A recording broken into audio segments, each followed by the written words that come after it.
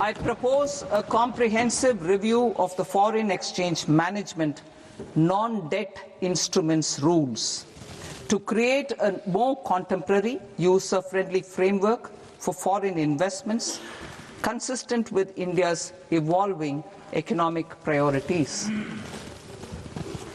Corporate bond market. I propose to introduce a market-making framework with suitable access to funds and derivatives on corporate bond indices. I also propose to introduce total return swaps on corporate bonds. Municipal bonds. To encourage the issuance of municipal bonds of higher value by larger cities, I propose an incentive of 100 crore rupees for a single bond issuance. 100 crore rupees for a single bond issuance of more than 1,000 crore. The current scheme under Amrit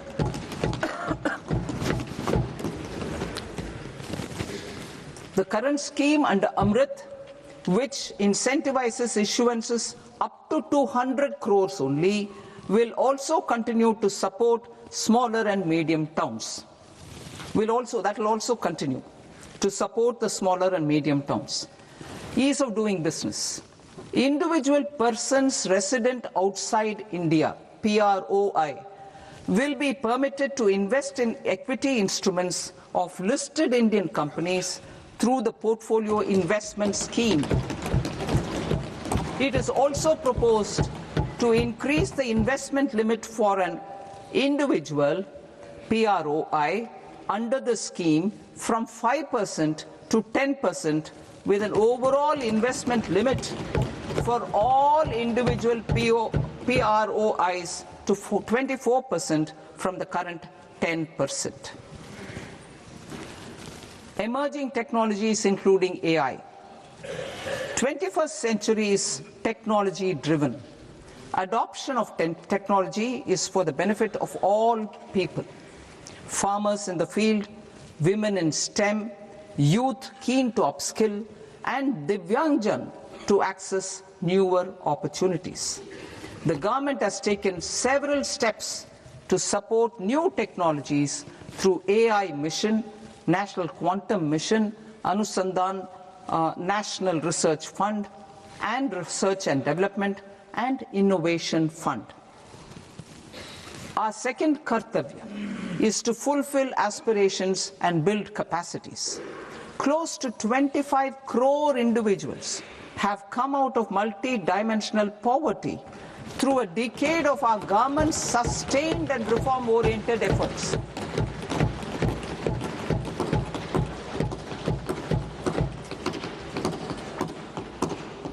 Our government has therefore decided to place a renewed emphasis on the service sector to provide a pathway to fulfilling aspirations of a youthful India with the following measures.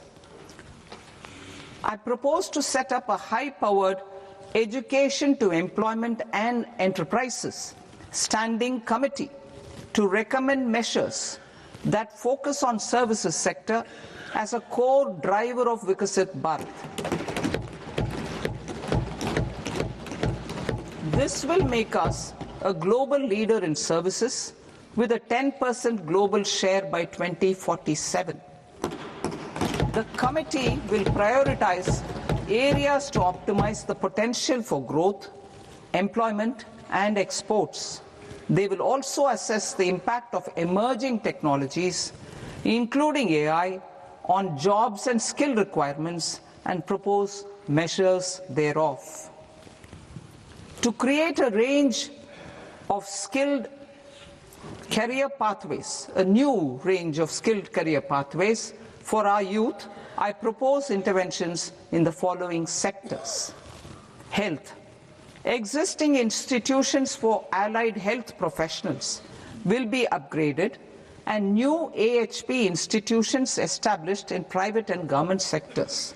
This will cover 10 selected disciplines including optometry, radiology, anesthesia, OT technology, applied psychology and behavioral health, and add 1 lakh AHPs over the next 5 years.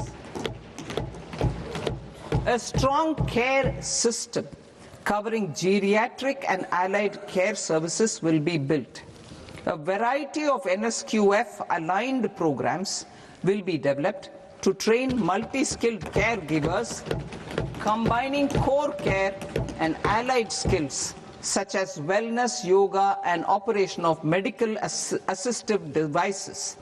In the coming year, 1.5 lakh caregivers will be trained.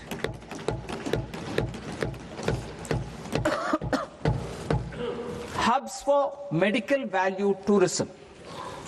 To promote India as a hub for medical tourism services, I propose to launch a scheme to support states in establishing 5 regional medical hubs in partnership with the private sector.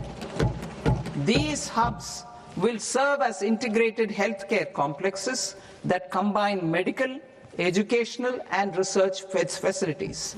They will have Ayush centers, medical value tourism facilitation centers, and infrastructure for diagnostics, post-care and rehabilitation.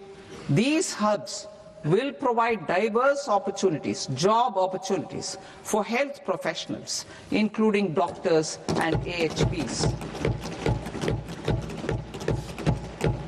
Ancient Indian yoga, already respected in several parts of the world, was given a mass global recognition when Honorable Prime Minister took it to the UN. Post-COVID, Ayurveda gained a similar global acceptance and recognition. Exporting quality Ayurveda products helps farmers who grow the herbs and youth who process the products. To meet growing global demand, a few more steps are being taken.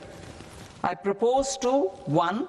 Set up 3 new All India Institutes of Ayurveda. 2. Upgrade Ayush pharmacies and drug testing labs for higher standards of certification ecosystem and make available more skilled personnel. 3. Upgrade the WHO Global Traditional Medicine Center in Jamnagar to bolster evidence-based research, training and awareness for traditional medicine. Animal husbandry. Livestock contributes to close to 16% of farm income, including of poor and marginal households.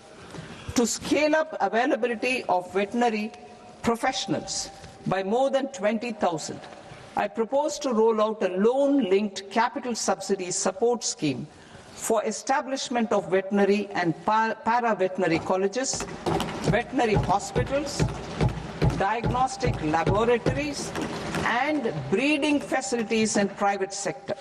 Collaboration between Indian and foreign institutions will also be facilitated.